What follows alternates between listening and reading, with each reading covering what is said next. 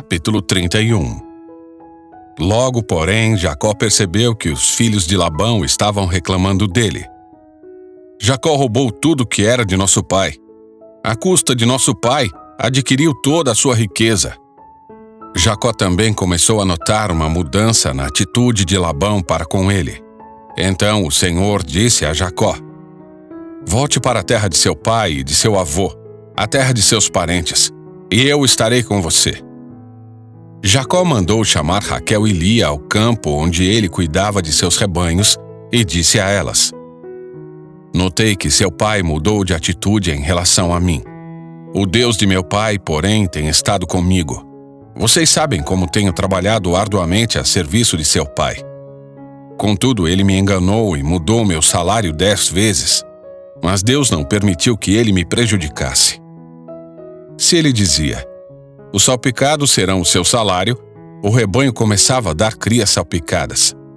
E quando mudava de ideia e dizia: os listrados serão o seu salário, então o rebanho inteiro dava crias listradas. Desse modo, Deus tirou os animais de seu pai e os deu a mim. Certa vez, na época do acasalamento, tive um sonho e vi que os bodes que se acasalavam com as cabras eram listrados, salpicados e malhados. Então, em meu sonho, o anjo de Deus me disse: Jacó. E eu respondi: aqui estou.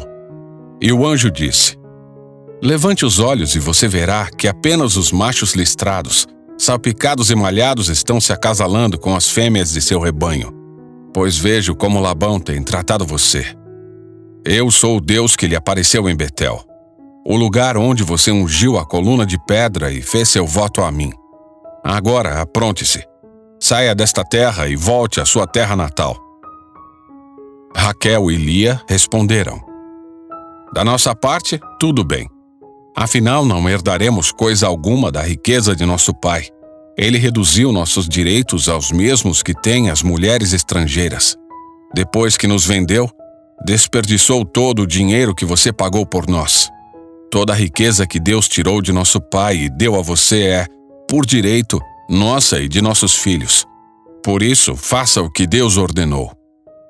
Então Jacó montou suas mulheres e seus filhos em camelos e conduziu adiante todos os seus rebanhos.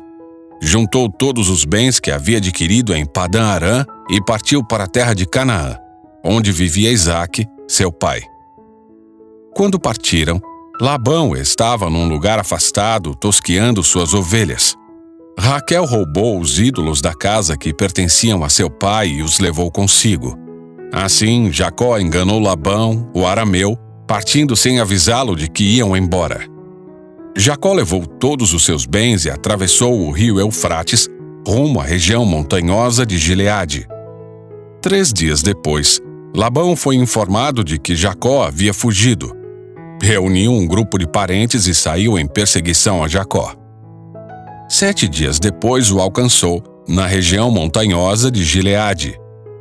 Na noite anterior, porém, Deus havia aparecido em sonho a Labão, o arameu, e dito a ele: estou avisando, deixe Jacó em paz.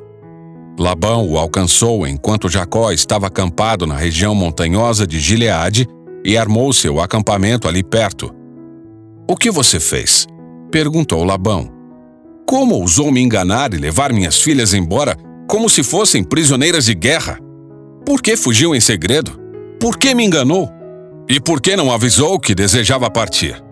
Eu lhe teria dado uma festa de despedida com canções e música, ao som de tamborins e harpas. Por que não me deixou beijar minhas filhas e meus netos e me despedir deles? Você agiu de forma extremamente tola. Eu poderia destruí-lo, mas o Deus de seu pai me apareceu ontem à noite e me advertiu: deixe Jacó em paz. Entendo sua vontade de partir e seu desejo de voltar à casa de seu pai. Mas por que roubou meus deuses? Jacó respondeu: fugi porque tive medo. Pensei que o Senhor tiraria suas filhas de minha força. Quanto a seus deuses, veja se consegue encontrá-los. E quem os tiver roubado deve morrer. Se encontrar qualquer outra coisa que lhe pertença, identifique-a diante de todos estes nossos parentes e eu a devolverei. Jacó, porém, Não sabia que Raquel havia roubado os ídolos da casa. Labão foi procurar primeiro na tenda de Jacó e, depois, nas tendas de Lia e das 2 servas, mas nada encontrou. Por fim, entrou na tenda de Raquel. Acontece que Raquel havia pego os ídolos da casa e os escondido na sela de seu camelo, e estava sentada em cima deles. Quando Labão terminou de vasculhar toda a sua tenda sem encontrar os ídolos, Raquel disse ao pai: "Por favor, perdoe-me por não me levantar para o Senhor, mas estou em meu período menstrual." Labão continuou a busca, mas não encontrou os ídolos da casa. Jacó se enfureceu e discutiu com Labão. "Qual foi o meu crime?" perguntou ele. "O que fiz de errado para o Senhor me perseguir como se eu fosse um criminoso? O Senhor vasculhou todos os meus bens. Por acaso encontrou algum objeto que lhe pertença? Coloque-o aqui, diante de nossos parentes, para que todos vejam. Que eles julguem entre nós 2. Estive 20 anos com o Senhor cuidando de seus rebanhos. Ao longo de todo esse tempo, suas ovelhas e cabras nunca abortaram. Não me servi de um carneiro sequer de seu rebanho para alimento. Quando algum deles era despedaçado por um animal selvagem, eu nunca lhe mostrava a carcaça. Não, eu mesmo arcava com prejuízo. O Senhor me obrigava a pagar por todo animal roubado, quer à plena luz do dia, quer na escuridão da noite. Trabalhei para o Senhor em dias de calor escaldante e também em noites frias e insones. Sim, por 20 anos trabalhei feito um escravo em sua casa. Trabalhei 14 anos por suas 2 filhas e, depois, mais 6 anos para formar meu rebanho. E 10 vezes o Senhor mudou meu salário. De fato, se o Deus de meu pai não estivesse comigo, o Deus de Abraão e o Deus temível de Isaque, o Senhor teria me mandado embora de mãos vazias. Mas Deus viu como fui maltratado apesar de meu árduo trabalho. Por isso ele lhe apareceu na noite passada e o repreendeu." Labão respondeu a Jacó: "Essas mulheres são minhas filhas. As crianças são meus netos. E os rebanhos são meus rebanhos. Na verdade, tudo que você vê é meu. Mas o que posso fazer agora por minhas filhas e pelos filhos delas? Façamos, portanto, você e eu, uma aliança, que sirva de testemunho do nosso compromisso." Então Jacó pegou uma pedra e a colocou em pé como monumento. Em seguida, disse aos membros de sua família: "Juntem algumas pedras." Eles pegaram as pedras e as amontoaram. Jacó e Labão se sentaram perto do monte de pedras e fizeram uma refeição para selar a aliança.